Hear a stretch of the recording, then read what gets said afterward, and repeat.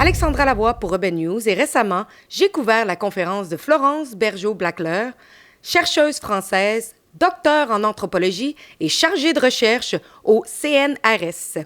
Elle est l'auteure du livre Le frérisme et ses réseaux, l'enquête, et publiera prochainement Le djihad par le marché, comment l'islam radical s'empare du marché halal. En raison de ses travaux essentiels, elle a reçu des menaces de mort et vit désormais sous protection policière. Fait préoccupant, l'UQAM n'a pas accepté qu'elle y présente sa conférence, alors que la même institution avait accepté et autorisé un événement avec le prédicateur islamiste Uthman ibn Farouk, banni d'entrée au Royaume-Uni.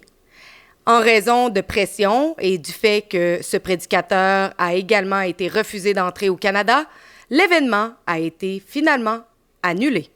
Une chose est claire, la censure envers les voix critiques de l'islamisme et de ses réseaux d'influence devient de plus en plus flagrante. Aujourd'hui, nous avons discuté avec Florence Bergeau-Blackler de ses recherches, de la situation en France et de son regard sur ce qui se passe ici, au Canada. Les fréristes sont plutôt inclusifs des autres courants. C'est-à-dire qu'eux, ils veulent coopérer avec toutes les autres tendances de l'islam pour les amener vers l'objectif, c'est-à-dire le califat, c'est-à-dire l'instauration d'une société islamique globale. Florence Bergeau-Blackler, vous êtes ici au Canada, vous faites une tournée. Je pense que vous avez aussi parlé dans d'autres pays. Je veux avoir un peu votre vision de ce qui se passe ici au Canada concernant les frères musulmans, mais également, je crois que c'est vous qui avez créé le mot frériste. Est-ce que vous trouvez qu'au Canada, nous vivons un peu le même problème qu'on voit en France ou d'autres pays européens? Alors, je n'ai pas créé exactement le terme frériste, mais je lui ai donné une définition précise d'une idéologie produite par un siècle d'existence des frères musulmans. Ces frères musulmans se sont étendus à partir des années 1960 partout dans le monde occidental et même partout dans le monde. Mais c'est à partir des campus, notamment, qu'ils se sont introduits dans ces sociétés. Et c'est vrai aussi bien au Canada qu'en Europe. Maintenant, on est à peu près un demi-siècle plus tard, ou même plus d'un demi-siècle plus tard, et ce phénomène s'est élargi. Et nous voyons aujourd'hui des fréro-salafistes venir sur les campus, donner des conférences, utiliser des arguments parfaitement antisémites, sexistes et tout ce que vous voulez. Et ils sont acceptés sur les campus sans difficulté, alors que malheureusement des chercheurs qui sont des chercheurs critiques de l'islamisme, critiques au sens scientifique du terme, c'est-à-dire qu'on fait des analyses, on pèse à partir de faits, on les analyse, etc. Nous, malheureusement, nous sommes plutôt menacés et exclus des campus. Et ça, évidemment, ça fait partie de la stratégie d'entrisme des frères musulmans, de nous empêcher de parler. Donc, pour eux, le temps n'importe pas, puisque le chemin vers le califat est tracé. De toute façon, un jour, le monde deviendra musulman. Pensez-vous que le Canada serait un peu naïf de penser que les frères musulmans ne sont pas au Canada? Oui, je l'ai entendu ça toute ma vie. Dès que moi-même je suis rentrée chez les frères musulmans pour enquêter, pas en tant que membre, mais pour enquêter dès les années 1990 en France, on m'a tout de suite dit que les frères musulmans n'existaient pas. Or, j'avais toutes les preuves qu'ils étaient devant moi. Ils en avaient la littérature, les pratiques, les ambitions, le vocabulaire, tout. Mais c'était quelque chose qu'il fallait pas dire, pas rapporter à l'université ou ailleurs, parce que ça ferait le jeu de l'extrême droite. C'était toujours ça qui était opposé. Bon, maintenant, ça suffit. Moi, je ne me laisse plus impressionner par ces accusations de racisme ou d'islamophobie.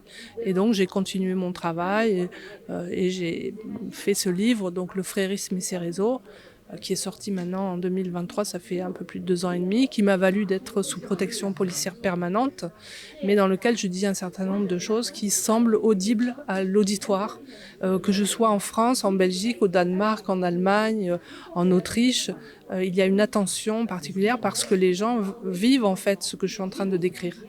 Les frères musulmans détruisent toutes les cultures. Moi, ça m'étonne toujours, comme au nom de la multiculturalité, au nom de la diversité, on va accueillir des gens qui en réalité n'ont qu'une obsession, c'est de détruire les cultures pour le remplacer par une norme islamique. Vous avez justement mentionné l'utilisation des universités pour faire avancer leur idéologie. Pouvez-vous un petit peu expliquer, pour ceux qui n'ont pas assisté à cette conférence-ci, ce que vous voulez dire par là? L'université, c'est l'endroit où on produit du savoir, on produit les élites qui gouvernent le pays aujourd'hui et demain.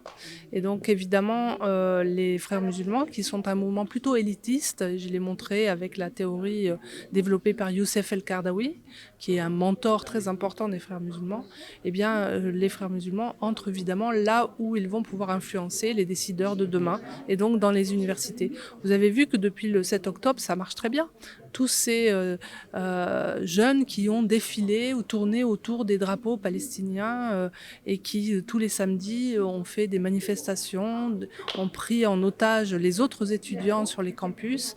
Eh bien voilà l'expression aujourd'hui de l'Oumma telle que les frères musulmans voudraient la voir. Alors là, dans cette conférence, je vous ai bien expliqué que les frères musulmans, c'est une confrérie secrète qui comporte très peu de membres, mais autour d'eux, ils ont influencé ce que j'appelle les fréristes, c'est-à-dire les porteurs de l'idéologie des frères musulmans. Et eux, ils sont beaucoup plus nombreux et ils sont infiltrés dans un certain nombre de secteurs de la société, surtout là où il y a du pouvoir et de l'influence. On ne peut pas imposer l'islam dans une société libérale, mais quand même technologiquement et militairement puissante, et puis surtout sécularisée, laïque. Donc il faut utiliser d'autres méthodes, et ces méthodes-là consistent donc pour islamiser la modernité à travailler donc par le bas, l'aide sociale, l'aide aux devoirs, l'éducation sportive. Les frères musulmans sont interdits dans un certain nombre de pays comme les Émirats arabes unis, l'Arabie saoudite, l'Égypte. Ça ne veut pas dire qu'ils n'existent pas d'ailleurs dans ces pays, mais ils sont passés à la clandestinité, ils n'ont pas le droit d'avoir des partis politiques. Donc ils peuvent exister, mais ils sont combattus. Pourquoi ils sont combattus? Parce qu'ils menacent les pouvoirs en place. Les raisons pour lesquelles nous, dans nos sociétés démocratiques, libérales et surtout sécularisées, nous les combattons, c'est qu'évidemment, leur projet théocratique n'est pas acceptable pour une démocratie. C'est juste inconcevable. D'ailleurs, nous avons oublié ce qu'est une théocratie dans nos pays. Donc nous les acceptons par pure méconnaissance et parce qu'ils ont effectivement empêché que se produise cette connaissance. Et d'une certaine manière, c'est la façon dont ils neutralisent l'ennemi, puisque pour eux, nous sommes leurs ennemis. Alors, Qaradawi est un antisémite vraiment explicite. Pour lui, il faut cultiver la haine d'Israël, il faut anéantir les Juifs, il a dit aussi que la Shoah était une punition divine. La charte du Hamas, qui a été rédigée en 1988 et qui donc prône l'éradication d'Israël, pur et simple, il faut que ça disparaisse. Israël, c'est vraiment quelque chose. D'ailleurs, il ne lui donne pas de nom, il l'appelle l'entité sioniste. Et cette entité sioniste, bien sûr, il faut l'éliminer. Et dans la charte du Hamas, eh bien, cette charte est inspirée des positions de Youssef El-Qaradawi. On voit une accélération en ce moment de l'islamisation. Ici, au Québec, on a 17 écoles sous investigation pour islamiser les enfants. On a également des prières de rue. On a des manifestations à tous les fins de semaine. On a également toutes sortes d'événements avec des prédicateurs islamistes qui vont dans les universités. Est-ce que la cause palestinienne est en fait leur cheval de Troie? Oui, ça c'est certain. La cause palestinienne, c'est Youssef El-Qaradawi qui disait il faut cultiver la haine d'Israël et des Juifs. Pourquoi? Parce que, et c'est ce que disait Fadila Maroufi tout à l'heure, tous les musulmans s'entendent pour détester les Juifs. Malheureusement, il y a, là je ne parle pas malheureusement que des islamistes, il y a dans les pays musulmans un taux exceptionnellement élevé de détestation des Juifs, d'anti-judaïsme ou d'antisémitisme. Donc ça, c'est évidemment très préoccupant. L'avancée du mouvement qu'on appelle palestiniste et repose aussi sur cette détestation des Juifs qu'on va retrouver aussi dans la gauche radicale pour d'autres raisons, puisque dans la gauche radicale, les Juifs sont assimilés aux capitalistes.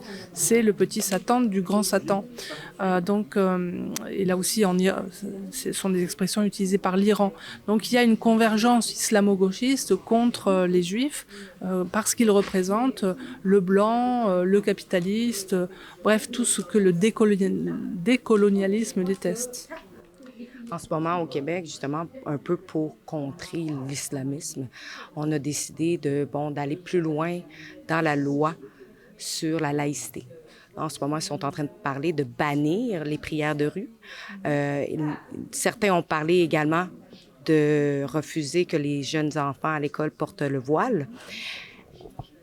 Qu'est-ce que vous en pensez de ces décisions-là qui peuvent peut-être devenir des lois, mais également, est-ce que vous avez des préoccupations que ça pourrait peut-être emmener justement à des gens à être des djihadistes? Là, j'ai vraiment expliqué que le mouvement frériste, c'est plutôt un mouvement pacifique au sens... il n'est pas violent physiquement. Il est violent psychologiquement, mais il n'est pas violent physiquement. Il n'empêche qu'il y a des ratés dans leur endoctrinement et que certains ne supportent plus la pression et pètent les plombs, comme on dit, et parfois partent faire le djihad ou se sentent pas suffisamment musulmans, ont envie d'être sur-musulmans, plus musulmans que musulmans. Et là, on peut les voir effectivement adopter des conduites très violentes. Donc la réponse à ça, c'est évidemment de connaître le fonctionnement des frères musulmans, les excès violents, mais de toute façon, c'est déjà un mouvement dangereux parce que même s'il n'est pas violent, même si vous n'êtes pas égorgé par des frères musulmans dans la rue, la subversion de nos sociétés qu'ils engagent va nous épuiser et peut nous affaiblir tellement qu'effectivement, ils pourraient prendre le pouvoir au moins dans certaines zones. Donc c'est important que des mesures politiques soient prises pour empêcher, par exemple, le voilement des filles, ça c'est sûr. Je pense, moi, par exemple, qu'il faudrait interdire le hijab des mineurs, parce que c'est un acte politique, et donc avant 18 ans, ça devrait être interdit. Ça permettrait d'entraver, en fait, le projet d'islamisation qui repose sur une séparation des sexes, séparation sexuelle de l'espace et du travail, chacun son rôle. Donc si on empêche, si on freine ça, ça sera très important. Il faut bien comprendre qu'une petite fille qu'on voile dès 3 ans, on la voile pas tout le temps, mais on lui dit qu'elle est plus jolie quand elle est voilée, etc. Quand on l'endoctrine dans ce sens-là, elle ne pourra se sentir femme et même un être humain que dans la place restreinte que l'islam lui a accordée. Donc ça, c'est pas la liberté de conscience, c'est une prison. Ça, il faut l'empêcher. La question aussi des prières de rue, les prières de rue, il y a suffisamment de mosquées, puis même les musulmans savent qu'ils peuvent prier à la maison 5 prières par jour. Heureusement qu'il ne faut pas à chaque fois des mosquées partout où on est. Donc on peut prier chez soi tranquillement. Donc les prières de rue, c'est une manifestation de possession d'un espace public. C'est un peu comme si vous plantez votre drapeau et vous dites voilà, ici c'est chez moi. Et la manifestation de prière publique, surtout devant des églises, comme on le voit, je crois que ça s'est passé à Notre-Dame ici à Montréal, c'est évidemment une démonstration de force. Ça veut dire ici c'est une terre d'islam, on ne vous fait rien, mais vous ne devez pas nous empêcher de nous propager. Et si vous le faites, alors nous sommes dans un état de djihad défensif. Nous devons nous défendre. Donc si on nous empêche de nous étendre, on est en état de guerre contre vous. En ce moment, il y a un gros débat parce qu'il y a une garderie qui a décidé, sans avoir consulté les parents, d'imposer la viande halal à cause que sur à peu près 80 enfants, il y en avait 15 qui désiraient de la viande halal et donc c'était plus facile pour eux de l'imposer à tous. Qu'est-ce que vous diriez justement aux Québécois et aux Canadiens qui... par peut-être laisser faire ou juste pour être gentils, vont en fait se complaire aux demandes de personnes musulmanes? Donc en fait, on sacrifie une majorité à une minorité insupportable qui ne veut rien négocier, qui ne veut rien entendre. On inflige ça à une société qui justement a fait tout ce qu'elle pouvait pour accommoder ces pratiques. Donc c'est complètement scandaleux. La deuxième raison, c'est que oui, il y a une différence entre viande halal et non halal. La viande halal est issue d'un abattage rituel sans étourdissement. Contrairement à un abattage avec étourdissement, ce qui est une obligation dans les industries, puisque la viande halal est toujours issue d'un abattage industriel. Donc ça veut dire que les animaux souffrent plus. Ça, tous les vétérinaires le disent. En plus, il y a des problèmes aussi éventuellement sanitaires, puisqu'il y a des dérogations qu'on accorde à l'abattage rituel industriel, qu'on interdit des pratiques au niveau du parage de la plaie, notamment des souillures, pour éviter les contaminations croisées, etc. Je vous passe les détails. Donc il y a aussi des différences d'un point de vue sanitaire. Et enfin, je pense que les parents d'élèves qui disent mais oui, mais si c'est important pour eux le caractère halal, il faut aussi comprendre que pour nous, ça soit important que de savoir qu'elle n'est pas halal. Je trouve que c'est aussi un argument parfaitement recevable. Donc j'avais lu effectivement qu'il y avait une personnalité politique ou je ne sais pas qui expliquait que finalement il n'y avait pas de différence de goût, que c'était plus pratique, etc. Non, ça c'est complètement faux. Ma dernière question, c'est par rapport à ce qui se passe ici au Canada. On a notre nouveau premier ministre qui a dit que les valeurs musulmanes étaient les valeurs canadiennes. Ensuite, on a eu notre ancien premier ministre qui, lui, a décidé d'adopter des prêts hypothécaires halal. On a également, en ce moment, la Madame Islamophobie, dans le fond, pour contrer l'islamophobie. Qu'est-ce que ça vous dit de voir ça, qu'au niveau très haut politique, on est en train peut-être, comme vous le disiez, de rendre notre milieu charia compatible? C'est ça.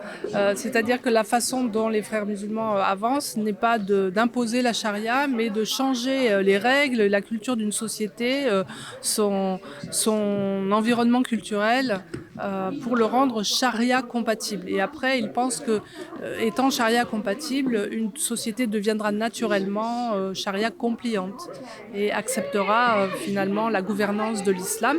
Vous savez qu'on peut très bien être un pays sous gouvernance de l'islam sans être majoritairement musulman, puisqu'il y a le statut de dhimmi. On peut être dhimmi, c'est-à-dire un citoyen de seconde classe, seconde zone, dans un environnement chariatique.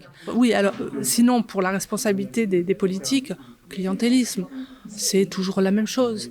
Comme ils savent que le vote musulman est très resserré, généralement autour d'un parti ou d'une tendance, et qu'il ne faut pas perdre ces voix-là, eh bien, il y a du clientélisme, c'est de la... À un moment donné, ça peut devenir même une trahison par rapport à son pays. Donc là, c'est plus grave. Et je crois qu'on est en train d'aller vers là, c'est-à-dire qu'on concède trop de choses à une minorité qu'on ne veut pas connaître. C'est ça aussi. On ne veut pas rien savoir sur les frères musulmans. On lui concède un certain nombre de choses qui vont se retourner contre la société entière, qui sont en train de se retourner contre la société entière. Donc les citoyens n'ont pas élu leurs gouvernants pour qu'ils les trahissent. Donc on en est là, c'est-à-dire clientélisme jusqu'à la traîtrise.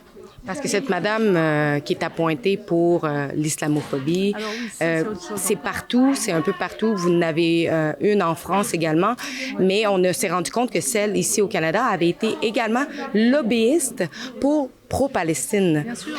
Est-ce que vous pensez qu'il pourrait y avoir des ramifications avec les frères musulmans ici? Bien sûr, pour moi, c'est lié à la tendance frériste.